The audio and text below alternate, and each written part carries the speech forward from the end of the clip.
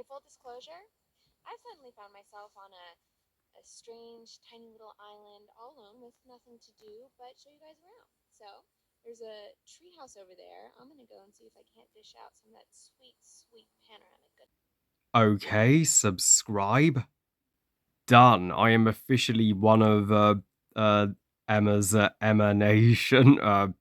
Screw Jacob's peanut butter pops. Emma's emanation is way cooler. Though Abby's uh, backpack that looks like Toothless from How to Train Your Dragon is not bad too.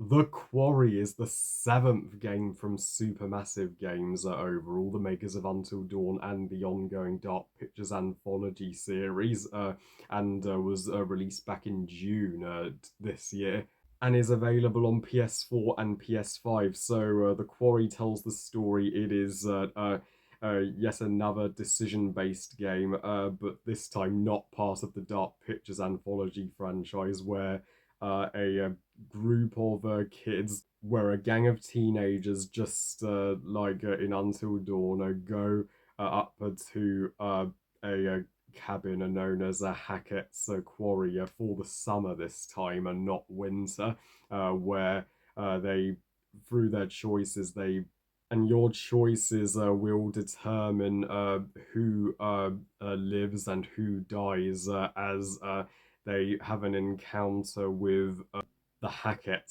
family, who turn out to be a family of werewolves. Me and my best bud, Stephen Mead, aka iQuadra 5, hyped this game up as our most anticipated game of 2022, as it felt like the sequel to Until Dawn, just with entirely new characters and an entirely different location, but just a similar setup. And he very kindly gave me the chance to play the game back in August this summer, and he's he's played it a couple of times, so he's more of an expert on it than me. But one playthrough is enough to tell that the Quarry is one of the most quintessential and best decision making games of all time, and it towers over all other games released this year, and has now knocked House of Ashes off of the number one spot, and is now my favorite Supermassive game. I mean, this is Until Dawn just done even better. Unlike the Dark Pictures anthology games, which come out just a year apart and you can tell are rushed in certain areas, this game, you can tell, had more time spent on it and is twice as long as most of those games. And 7 years later, this not only, has more photorealistic visuals than Until Dawn, but the two playable characters in the prologue don't meet an inevitable demise, and plus the female characters in this game are the strongest that Supermassive Game has ever done, period, and none of them get wasted. The majority of them feel like upped versions of the Until Dawn characters, all except one character, but we'll get to him very shortly. But yeah, there is just so much to adore about this game, and I'm stoked to see what Supermassive Games has in store for The Devil in Me this November. But that game has a seemingly impossible task now of living up to this gem of a game. And uh, as for the characters, I mean, 90% of them are highly likable, and Laura, she's kind of like the main character of the game, as she's the front and center of the poster, and she's played by extraordinarily talented young actress, Sayoa, and on her Instagram, I've noticed that she posts about a lot about nature and looking after the planet. So what a pure and beautiful soul she is, and you could see of all the actors, she was the most passionate about this game, as she still talks about it even after playing the character. And Laura is a kick-ass warrior, and she uh, uh, does what's right. So she uh, is has no fear of confronting the Hacket's werewolf family, and most importantly, she knows who she can trust and who she can't. She uh, she knows uh, that she knows she has no choice but to kill Silas and Chris Hackett to end the werewolf curse, but she doesn't want to hurt anyone innocent in the process. And her boyfriend Max, who is transformed into a werewolf and inevitably scratches Laura's eye out, in the level when they are locked in jail. But thankfully, her eye grows back once Laura gets werewolf blood into her, so she will no longer need to worry about applying for a job as a pirate. Max is pretty forgotten about after two levels with Laura. I mean, and as for my personal favorite character, well, we're talking about none other than the queen of the quarry herself, Emma Mountback, played by the gorgeous Wholesome Sage.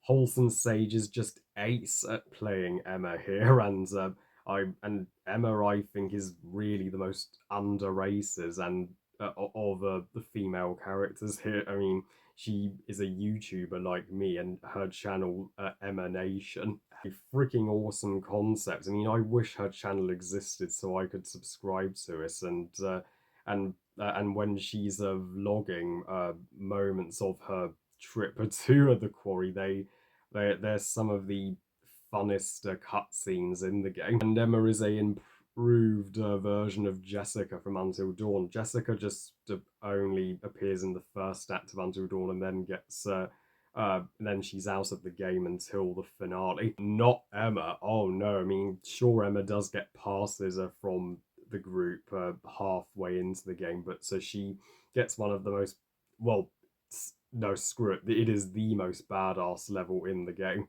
After she goes swimming with Jacob, and she literally strips into her blue bikini, and my god, she's a goddess. Wow, what a stunner. And she's vlogging on the island that she swam to. And then she has a heart-pounding chase scene with Max in werewolf form, and make sure you look in the bag when you get to the island, so that Emma has all the accessories she needs to defend herself. And people give Emma, well, far too much criticism for uh, kissing Nick, her best friend Abby's boyfriend, in the Truth or Dare game. I mean, Emma never meant well, upset Abby, as she was only having a little fun, and and and and as for Abby, played by Ariel Winter, who, as we know, starred in Modern Family years ago, I mean, she is the most gentle and adorable of the girls in the game, and she's the shyest for sure. She may not have as much to say, and she may not be as confident, but boy, making her an artist and having her draw was a quality I related to, being a drawer myself. And Abby and Nick's scene with the wild boar, that's one of the cutest levels in the game. Though Nick, her boyfriend, is nowhere near as memorable as Abby. I mean, the most memorable thing about him is that he's Australian. He's the first supermassive character from Down Under. And then there's Caitlin, the other female character, who gets some of the best actiony moments of the game, particularly in the final level in her showdown with the werewolf Caleb. and she's 20 times more charitable than Emily from Until Dawn, and D- Dylan, he would be my second favorite of the males. There's not much to his character, sure, but he's still got there's not much to his character, sure, but he can still be pretty hardcore. He can actually, well, get his arm sawn off by a chainsaw if you pick the option, and walk around with a missing hand for the rest of the game and not feel a thing. And he can, well, save Caitlyn's life from the werewolf at the junkyard if you time it right. And Ryan would be my uh, favorite the males, as he is easily, well, the most sensible, and he's kind of like the father of the gang, just wanting to keep them all safe. Because Laura spends, well, the entire climax of the game with Ryan, I not gonna lie, I kind of shipped Ryan and Laura. I mean, Ryan and Laura's relationship is one of the only ones in the game that could have a positive payoff to it. Practically all the other relationships lead to nothing. I mean, Emma and Jacob inevitably don't lead to anything. Abby and Nick leads to nothing, and Caitlin and Dylan just stay friends. What is a horror gamer without its monsters? The Hackett tears, the werewolves. I mean, they are uh, hands down the most compelling, well, antagonists that Supermassive Games has ever wrote. I mean, they're more than just well, blood hungry werewolves. I mean, when you meet them in person, they are just a family who want to stay together. And when they uncontrollably transform by moonlight, they uh they just forget who they are. Uh, so you think to yourself, are they really all bad? I mean, Silas is the only true villain of the game. Werewolf with red eyes, and the son of Eliza, who she's literally the Dr. Hill of the Quarry, and you need to collect cards throughout the game for her to do a reading to give you clues along the way. But it is a joy to see Lance Hendrickson, after appearing as Carl in Detroit Become Human, well, star in another decision-based game as Jedediah, the father of the Haggeteers, and Travis, the cop who, well, puts Laura and Max in jail for 2 months. Uh, he's the character that does the wrong things for the right reasons, but as long as you don't uh, shoot Travis in jail, as long as you just sedate him, then you will get on his good side, and he will, well, assist Laura and Ryan in taking down Silas. And the gameplay has everything you'd expect from a decision-based game. You have on the left there's one option, and on the right is the other. Only they made the quick time events slightly harder this time. You need to press the side stick as well as a certain button to successfully pass. And my goodness, words cannot express the level of blood and gore in this game. It is a uh, pure bloodbath. Because after you transform back into a human after being a werewolf, you are covered in blood and need a serious shower to just to wash it all off. Yeah, this is hardcore rated 18, but making all the other gory supermassive games look rather tame in comparison. And here is the worst character in the game, the infamous Jacob. Oh my god! I mean, Jacob. I could not wait for him to just be out of the game. he is an insufferable man child and the biggest baby that I have ever seen, and plus he's just a complete dick to everybody around him. He's overly obsessive with Emma. Like when a woman says no, Jacob, she means no, but he just will not leave her the fuck alone every time she just tells him they're not together. People say, oh, Emma's being mean to Jacob.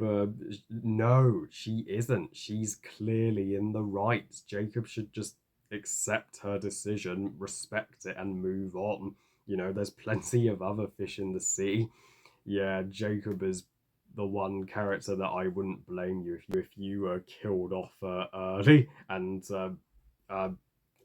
and for the most part, so this game has phenomenal action and terrific showdowns with the werewolves, and even the slower scenes in the first couple of levels. There is still plenty of fun to be had with the character interactions, and you'll never be bored by the cutscenes. As for getting into some nitpicks I have that are just the size of a speck of dust, it was kind of a missed opportunity to not have a werewolf versus werewolf fight scene, and the one level where Laura and Max are in prison does drag on for slightly too long. I think that level felt literally an hour long, and the ending does feel just a little too abrupt. I mean, it's it lets you know which characters you saved and which you got killed, but we never find out what happens to well them after they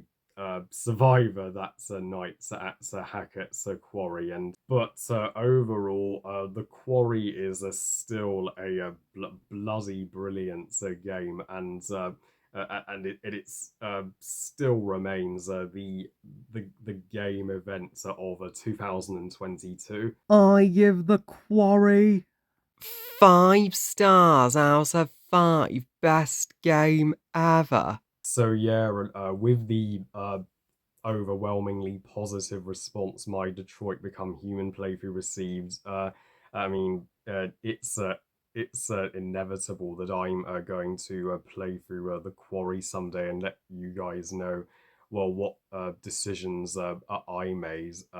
Well, I love you guys. Thank you for watching. I hope you guys enjoyed this review. And what are your thoughts on the Quarry? Are you with me and think it's the greatest game released this year? Or are you more of an Until Dawn fan? Please comment and let me know. Please like this video and subscribe. Please follow on Twitter and on Instagram. And I'll see you next time when I review the highest grossing movie this year, Top Gun Maverick. And remember, movies are us. Bye, guys.